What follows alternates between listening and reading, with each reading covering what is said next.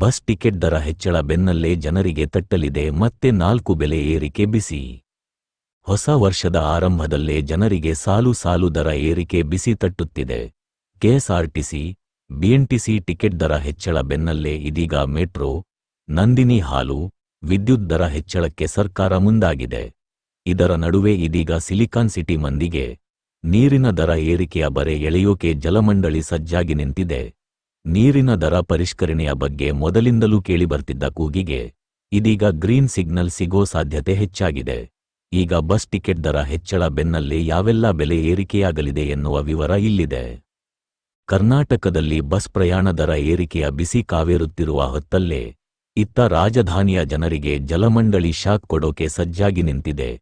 2014ರ ಬಳಿಕ ನೀರಿನ ದರ ಪರಿಷ್ಕರಣೆಯಾಗಿಲ್ಲ ಎಂದು ಕಾರಣ ಹೇಳುತ್ತಿರುವ ಜಲಮಂಡಳಿ ಇದೀಗ ಸರ್ಕಾರದ ಮಧ್ಯಸ್ಥಿಕೆಯಲ್ಲೇ ನೀರಿನ ದರ ಪರಿಷ್ಕರಣೆ ಮಾಡೋ ಮೂಲಕ ಸಿಟಿ ಮಂದಿಗೆ ದರ ಏರಿಕೆಯ ಬರೆ ಎಳೆಯೋಕೆ ತಯಾರಿ ನಡೆಸಿದೆ. ಸದ್ಯ ಜನವರಿ 2ನೇ ವಾರದಲ್ಲಿ ಶಾಸಕರ ಜೊತೆ ಸಭೆ ನಡೆಸಲಿರೋ ಡಿಸಿಎಂ ಡಿ.ಕೆ.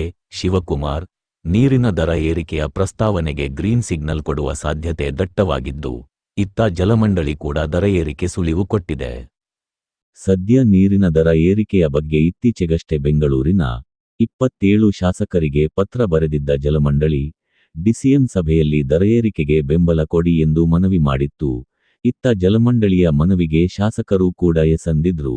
ಇದರಿಂದ ಈ ತಿಂಗಳಲ್ಲೇ ನಡೆಯೋ ಸಭೆಯಲ್ಲಿ ನೀರಿನ ದರ ಪರಿಷ್ಕರಣೆಯಾಗೋದು ಪಕ್ಕ ಎನ್ನಲಾಗುತ್ತಿದೆ. ಸದ್ಯ ಸಾಲು ಸಾಲು ಬೆಲೆ ಏರಿಕೆಯ ಬಿಸಿಯಿಂದ ತತ್ತರಿಸಿರೋ ಸಿಟಿ ಮಂದಿಗೆ ಇದೀಗ ನೀರಿನ ದರ ಏರಿಕೆಯ ಹೊರೆ ಹೊರುವ ಸ್ಥಿತಿ ಕೂಡ ಎದುರಾಗೋಕೆ ಕೌಂಟ್ ಡೌನ್ ಶುರುವಾಗಿದೆ. ಇನ್ನು ನೀರಿನ ಪೂರೈಕೆಗೆ ಬಳಸ್ತಿರೋ ವಿದ್ಯುತ್ ಶಕ್ತಿಯ ದರವನ್ನ ಭರಿಸೋಕೆ ಆಗುತ್ತಿಲ್ಲ.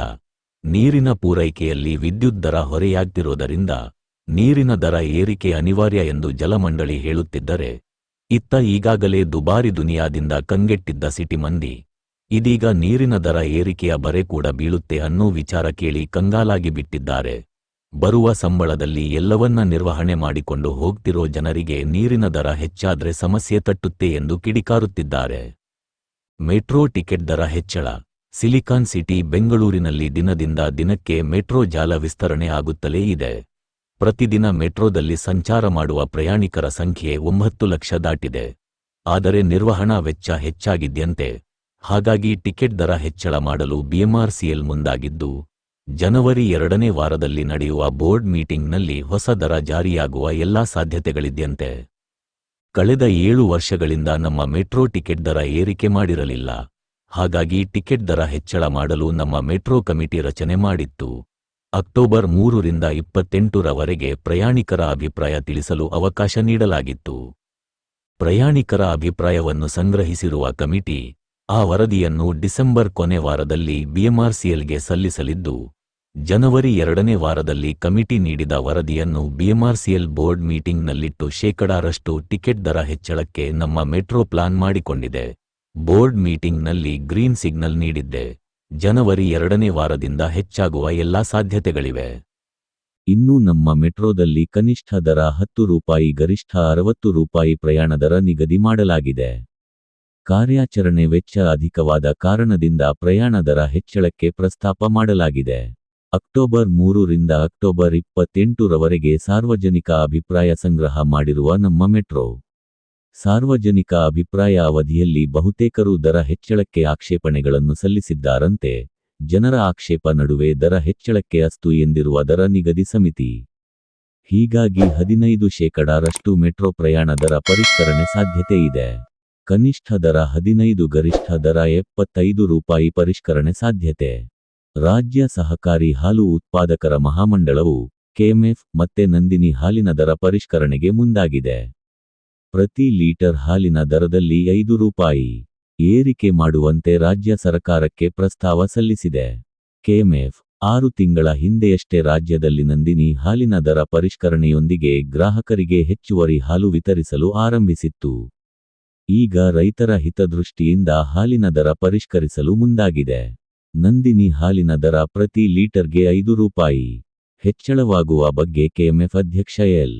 ಭೀಮಾ ನಾಯ್ಕ್ ಮುನ್ಸೂಚನೆ ನೀಡಿದ್ದಾರೆ. ಬೆಂಗಳೂರು ವಿದ್ಯುತ್ ಸರಬರಾಜು ಕಂಪನಿ ಬೆಸ್ಕಾಂ ಸೇರಿ ಕರ್ನಾಟಕದ ಎಲ್ಲ ಎಸ್ಕಾಂಗಳು ವಿದ್ಯುತ್ ದರ ಏರಿಕೆಗೆ ಪ್ಲಾನ್ ಮಾಡಿವೆ. ಮುಂದಿನ 3 ವರ್ಷಗಳಿಗೆ ಅನುಗುಣವಾಗುವಂತೆ ಪ್ರತಿ ಯೂನಿಟ್ ದರ ಏರಿಕೆಗೆ ಮುಂದಾಗಿವೆ. 2025 ರಿಂದ 26 ರಲ್ಲಿ ಪ್ರತಿ ಯೂನಿಟ್ಗೆ 67 ಪೈಸೆ, 2026 ರಿಂದ 27 ರಲ್ಲಿ ಪ್ರತಿ ಯೂನಿಟ್ಗೆ 75 ಪೈಸೆ ಹಾಗೂ 2027 ರಿಂದ 28 ರಲ್ಲಿ 91 ಪೈಸೆ ದರ ಏರಿಕೆಗೆ ಪ್ರಸ್ತಾವನೆ ಸಲ್ಲಿಸಿವೆ. ದರ ಏರಿಕೆ ಪ್ರಸ್ತಾವನೆ ಸಲ್ಲಿಸಲು ನವೆಂಬರ್ 30 ಕೊನೆಯ ದಿನವಾಗಿತ್ತು. ಆ ಗಡುವಿನೊಳಗೆ ಎಲ್ಲಾ ಎಸ್ಕಾಂಗಳು ಕೂಡ ದರ ಏರಿಕೆಗೆ ಪ್ರಸ್ತಾವನೆ ಕೊಟ್ಟಿವೆ. ದರ ಏರಿಕೆ ಒಟ್ಟೊಟ್ಟಿಗೆ ಬಹುತೇಕ ಏಕ ಮಾದರಿಯಲ್ಲಿಯೇ ಆಗಲಿದೆ ಎಂದು ಕೆಆರ್ಸಿ ಮೂಲಗಳು ತಿಳಿಸಿವೆ. ಮುಂದಿನ 3 ವರ್ಷಗಳ ಕಾಲ ಕ್ರಮವಾಗಿ ಪ್ರತಿ ಯೂನಿಟ್ಗೆ 67 ಪೈಸೆ, 75 ಪೈಸೆ ಹಾಗೂ 91 ಪೈಸೆಯಂತೆ ದರ ಹೆಚ್ಚಳ ಮಾಡಲು ಕರ್ನಾಟಕ ವಿದ್ಯುಚ್ಛಕ್ತಿ ನಿಯಂತ್ರಣ ಆಯೋಗಕ್ಕೆ ಬೆಸ್ಕಾಂ ಮನವಿ ಸಲ್ಲಿಸಿದೆ.